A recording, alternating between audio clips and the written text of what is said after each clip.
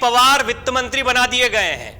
सिर्फ अजीत पवार को वित्त मंत्रालय नहीं मिला है, बल्कि एनसीपी के जो विधायक आए थे उनको मजबूत मंत्रालय मिले हैं।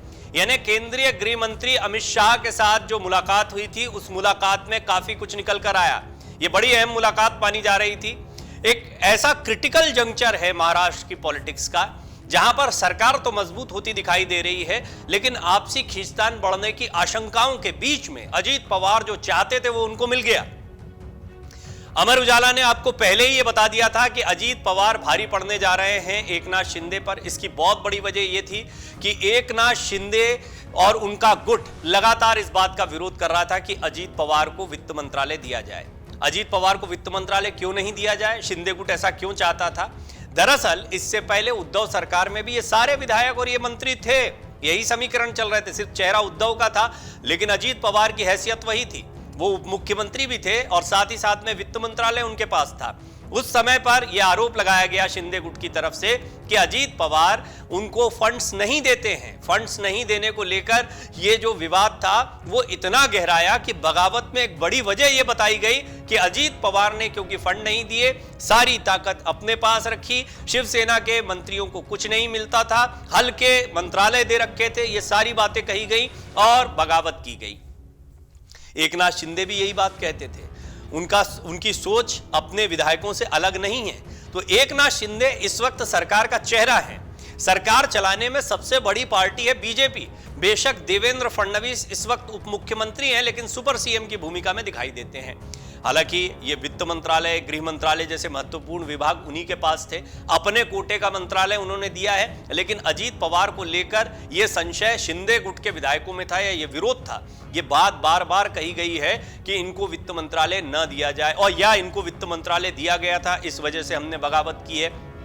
अब बेशक सरकार के चेहरे बदल गए और महाविकास अघाड़ी की कांग्रेस बाहर हो गई।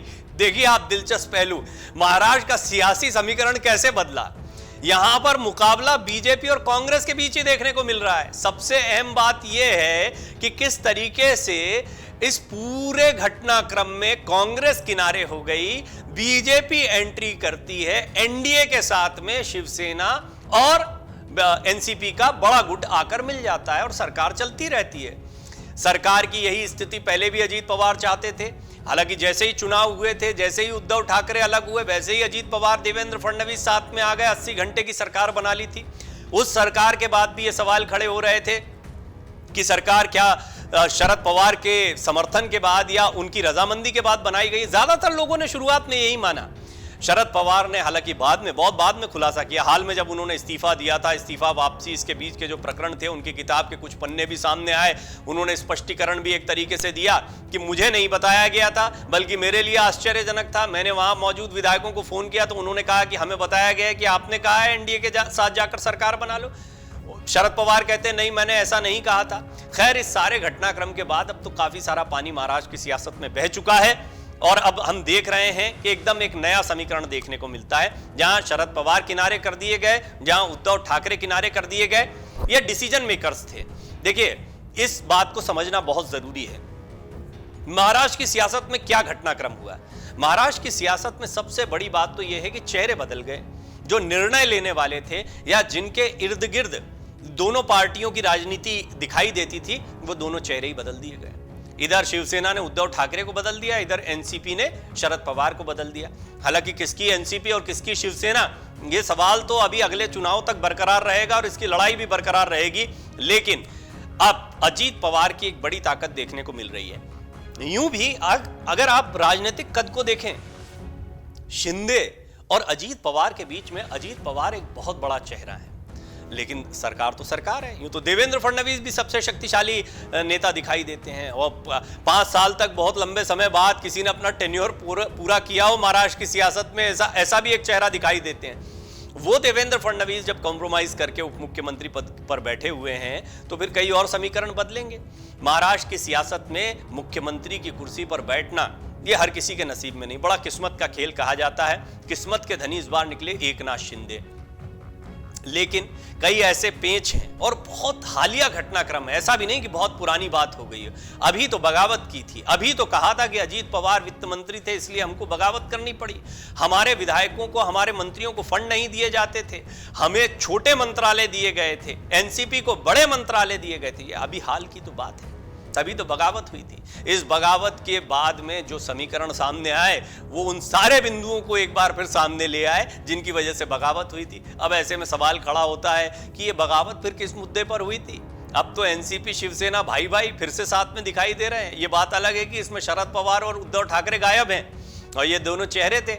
इन दोनों ने अपनी अपनी पार्टियों को अब भी पकड़ रखा है। शरद पवार तो कह चुके हैं मेरी एनसीपी मुझसे कोई नहीं छीन सकता है, चुरा नहीं सकता। उद्धव ठाकरे ने भी यही शब्द इस्तेमाल किया, मेरे दादा का दिया हुआ नाम है, कोई चुरा नहीं सकता है। लेकिन इस सब के बीच में अजीत पवार को वित्त मंत्रालय दे दिया जाना, यह अजीत पवार की ताकत को दिखाता है निश्चित तौर पर। अब ये एकनाथ शिंदे के लिए बहुत बड़ा मैसेज है। कई बार आप लोग जब मैसेज करते हैं, आप लोग जब अपने कमेंट्स करते हैं तो सवाल भी पूछते हैं और कुछ सवाल हमने भी आपके सामने रखे। मैं चाहूंगा कि आप अब भी अपनी बातों को रखें। क्या आपको लगता है कि एकनाथ शिंदे को एक मैसेज दिया जा रहा है? जी हां, एकनाथ शिंदे जिनका गुट लगातार एक बगावत के मूड में दिखाई दे रहा था। अब मैं आपको पहले तो ताजा अपडेट बता देता हूं। दरअसल उप मुख्यमंत्री अजीत पवार को वित्त और योजना विभाग सौंपा गया है। दोनों ही बहुत महत्वपूर्ण मंत्रालय हैं और वित्त तो जिसके हाथ में होता है महाराष्ट्र का, वो बड़ा शक्तिशाली मंत्री माना जाता है। मुख्यमंत्री के बाद गृह मंत्री और फिर वित्त मंत्रालय ही है। गृह मंत्रालय अभी देवेंद्र फडणवीस के पास में है और मुख्यमंत्री एकनाथ शिंदे, वित्त मंत्रालय मिल गया अजीत पवार को। यह है पावर शेयरिंग, जिस पावर शेयरिंग फॉर्मूले के बारे में हम लगातार आपको बताते रहे। और आपको ये जानकर भी बहुत आश्चर्य नहीं होना चाहिए कि मैंने अपनी रिपोर्ट्स में आपको जो जो बताया था वो बिल्कुल ठीक ठीक साबित होता दिखाई दे रहा है। अजीत पवार इस लड़ाई में आगे निकलेंगे। अजीत पवार को वित्त मंत्रालय मिलने जा रहा है। अजीत पवार वित्त मंत्रालय से नीचे कुछ नहीं चाहते, ये बात मैंने पहले भी आपसे कही थी। हुआ भी यही है, उप मुख्यमंत्री अजीत पवार को वित्त और योजना विभाग सौंप दिया गया है। बाकी के मंत्री भी आए। छगन भुजबल तो बहुत बड़ा चेहरा है, दूसरा बड़ा चेहरा वही है, तो मैं आपको सबके बारे में बता देता हूं कि किसको क्या मिला है। छगन भुजबल को खाद्य और नागरिक आपूर्ति विभाग दिया गया है, जबकि धनंजय मुंडे को कृषि मंत्रालय दे दिया गया है। पहले कृषि मंत्रालय मुख्यमंत्री एकनाथ शिंदे के पास था, तो शिंदे ने भी एक बड़ा मंत्रालय अपने पास से छोड़ा है और साथ ही साथ देवेंद्र फडणवीस ने वित्त मंत्रालय अजीत पवार के लिए छोड़ा है। और आप देखिए, आप एनसीपी की बात करें तो कृषि और वित्त, ये दो मंत्रालय महाराष्ट्र की सियासत के लिए बहुत अहम माने जाते हैं और इन मंत्रालयों के लिए तो बड़ी मारामारी रहती है। ये मंत्रालय किसके पास रहेंगे, ये ताकत को तय करता है। यही वजह है कि एकनाथ शिंदे और देवेंद्र फडणवीस के बीच बटे हुए थे कृषि मंत्रालय और वित्त मंत्रालय, लेकिन अब ये दोनों मंत्रालय एनसीपी के खाते में जा चुके हैं। धनंजय मुंडे के लिए भी ये एक बड़ा मौका है, वो कृषि मंत्री बना दिए गए हैं। अजीत गुट की ओर से मंत्री बनाई गई अदिति तटकरे को महिला और बाल विकास मंत्रालय दिया गया है। वहीं हसन मुशरीफ भी साथ में आए थे, इनको स्वास्थ्य और शिक्षा विभाग सौंपा गया है। आप अंदाजा लगा सकते हैं कि ये एक बड़ा घटनाक्रम है। मैं एक बार फिर आपको बताऊंगा कि किसको क्या मंत्रालय दिए गए हैं। इन मंत्रालयों में सबसे महत्वपूर्ण तो वित्त मंत्रालय जो है वो अजीत पवार को दे दिया गया है। इस पर रस्साकशी क्यों है और समझने की कोशिश करेंगे कि कृषि मंत्रालय भी एनसीपी के खाते में जाने के मायने क्या हैं। ये सस्पेंस तो अब खत्म हो गया है। शिवसेना, एनसीपी और जो इस वक्त बीजेपी की सरकार चल रही है, एनडीए के साथ में मिलकर सरकार चल रही है, उसमें वित्त और योजना विभाग अजीत पवार को मिलने का मतलब है कि एक बार फिर वही स्थिति बन रही है जो पिछली सरकार में थी। यहाँ पर एकनाथ शिंदे के साथ आए विधायकों का या तत्कालीन उद्धव ठाकरे की शिवसेना के विधायकों का और मंत्रियों का यह आरोप था कि उद्धव ठाकरे ने बड़ा कॉम्प्रोमाइज कर लिया। मुख्यमंत्री बने रहने के लिए अजीत पवार के पास या एनसीपी के पास ज्यादा ताकत चली गई। चेहरा जरूर उद्धव ठाकरे का है, लेकिन हमारे पास कोई महत्व का विभाग नहीं है। चेहरा जरूर उद्धव ठाकरे का है, लेकिन चलती एनसीपी की है, शरद पवार की है। ऐसे में हम इस सरकार के साथ में नहीं रहेंगे या हम इस नेतृत्व के साथ में नहीं रहेंगे। हमने पार्टी नहीं छोड़ी, हमने पार्टी का नेतृत्व परिवर्तन कर दिया। बिल्कुल वही स्थिति दोबारा है। एक बार फिर आप देख रहे हैं कि किस तरीके से अजीत पवार जो है वो वित्त मंत्री बना दिए गए हैं। अब दूसरा पहलू जो अभी आप देख पा रहे हैं कि अजीत पवार को वित्त मंत्रालय मिला, क्या एकनाथ शिंदे के गुट में फूट होगी? ये बात बहुत तय मानी जा रही है। उद्धव गुट तो बड़ा उत्साहित दिखाई दे रहा है इससे। उद्धव गुट को ऐसा लगता है कि अब बारी उनकी है, अभी उनके पास खोने के लिए कुछ नहीं है, लेकिन पाने के लिए कई नाराज विधायक हैं। अब भी उद्धव गुट को ऐसा लगता है कि कई विधायक उनके पाले में वापसी कर सकते हैं, लिहाजा उद्धव ठाकरे, संजय राउत, उद्धव गुट के तमाम नेताओं की पैनी नजर उन नाराज विधायकों पर बनी हुई है, जिन विधायकों की वजह से एक बार फिर एकनाथ शिंदे मुश्किल में आ सकते हैं। गौर करने वाली बात है, असली शिवसेना की लड़ाई अभी खत्म नहीं हुई है। अब तो सुप्रीम कोर्ट में यह मामला जाना है, वहां पर भी इस मुद्दे को उठाया जाएगा। अगर कुछ विधायक भी लौटकर वापस आ जाते हैं तो और उनकी क्या टिप्पणियां होती हैं, बहुत दिलचस्प रहने वाला है। लेकिन खास तौर पर मुख्यमंत्री एकनाथ शिंदे ने अभी तक जिस तरीके से अपने साथ में लोगों को बचाए और बनाए रखने की कोशिश की है, उससे यह बात तो बहुत स्पष्ट हो गई है कि कहीं ना कहीं मुख्यमंत्री एकनाथ शिंदे अपने विधायकों को साथ में बांधे रखने के भरसक प्रयास कर रहे हैं। लेकिन वो जानते हैं कि एक हद तक वो ये प्रयास कर सकते हैं।